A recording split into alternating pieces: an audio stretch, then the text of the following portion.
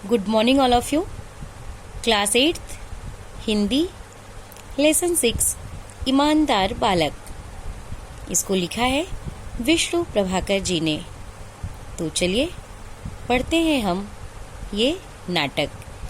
ये एकांकी है। एकांकी मीन्स होता है नाटक। प्रस्तुत एकांकी में एक ऐसे बालक का चित्रण है, एक ऐसे बालक को दिखाया गया है जो बिल्कुल असहाय होते हुए भी, जिसका कोई सहारा ना हो, जो बिल्कुल असहाय होते हुए भी अपनी ईमानदारी व स्वाभिमान को बनाए रखता है। तो चलिए पढ़ते हैं हम ये एकांकी। तो देखिए इसमें बता रहे हैं, एक गरीब पुरुषार्थी बालक बसंत, उस बालक का नाम क्या है? बसंत। इस एकांकी में कौन कौन है पहले इसको बता रहे हैं, इसमें परिचय कराए हैं। इसमें एक गरीब पुरुषार्थी बालक है, ये वसंत है। बसंत, उसका छोटा भाई प्रताप है। इस एकांकी में पंडित राजकिशोर हैं, भीखू, डॉक्टर तथा दो राह चलते व्यक्ति हैं। इतने पात्र हैं इस एकांकी में। तो पहला दृश्य, यह है पहला दृश्य।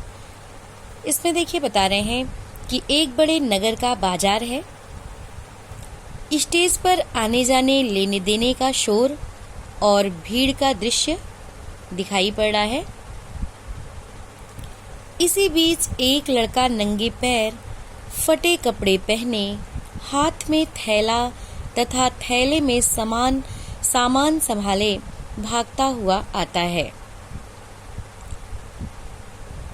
आयु लगभग 12 वर्ष, नाम बसंत। बसंत कहता है, छलनी ले लो, बटन ले लो, दिया सलाई ले लो। उसकी बात कोई नहीं सुनता। इसी समय एक मजदूर नेता पंडित राजकिशोर उधर से निकलते हैं। बसंत उनके पीछे भागता है। बसंत कहता है, साहब बटन ले लीजिए, देशी बटन। साहब दिया सलाई ले लीजिए। राजकिशोर कहते हैं, नहीं भाई कुछ नहीं चाहिए। बसंत बोलता है, ये बालक बसंत बोलता है, साहब एक तो लीजिए, देखिए कितने सस्ते हैं। राजकिशोर कहते हैं, भाई मुझे कुछ नहीं चाहिए, जाओ किसी और को दो। बसंत कहता है, साहब छलनी लीजिए, दूध छानिए, चाय छानिए। छलनी, जिसको हम छन्नी भी कहते हैं। राजकिशोर तीव्र स्वर में तेज से, परे हटो। कह दिया मुझे कुछ नहीं चाहिए, परे हटो मतलब दूर हट जाओ।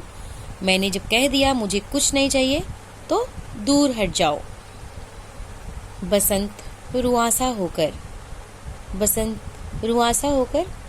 बसंत के आंखों में आंसू आ गए।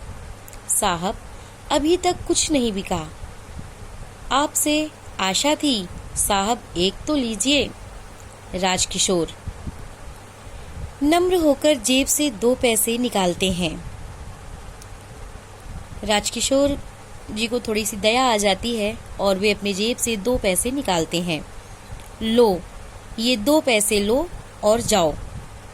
बसंत बोलता है, नहीं साहब यह तो भीख है, मैं ऐसे नहीं लूंगा। बसंत बोलता है, नहीं साहब यह तो भीख हुई, मैं ऐसे पैसे नहीं लूंगा। आप पहले मेरा सामान लीजिए, छलनी लीजिए, तब मैं आपसे ये पैसे लूंगा। देखिए बता रहा है, नहीं साहब यह तो भीख है, मैं ऐसे नहीं लूंगा, आप छलनी ले लें। राजकिशोर पर इस बात का बड़ा असर होता है। वह जेब टटोलते हैं पर और पैसे नहीं मिलते। देखिए आगे। राजकिशोर, भाई मेरे पास पैसे नहीं हैं, होते तो ले लेता, नोट हैं। बसंत कहता है, उदास हो जाता है और उदास होकर कहता है नोट है, कुछ सोचकर। वह बालक बसंत उदास हो जाता है जब ये सुनता है राजकिशोर जी का, जब वे कहते हैं कि भाई मेरे पास पैसे नहीं हैं, होते तो ले लेता, नोट है।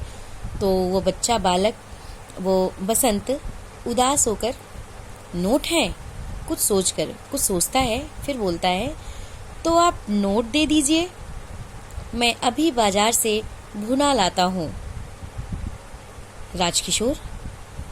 राजकिशोर जी कहते हैं भाई तुम तो, कहकर चुप हो जाते हैं। फिर कहते हैं कि अच्छा लो।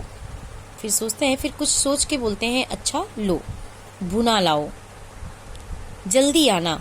प्रसन्न होकर फिर बोलते हैं, फिर प्रसन्न हो जाते हैं थोड़ा और कहते हैं जल्दी आना। अभी आया साहब, आप यहीं ठहरें, अभी पलक मारते ही आया। बसंत नोट संभाले भागकर बाजार जाता है। राजकिशोर वहीं खड़े रहते हैं। तभी एक परिचित मनुष्य वहां आता है।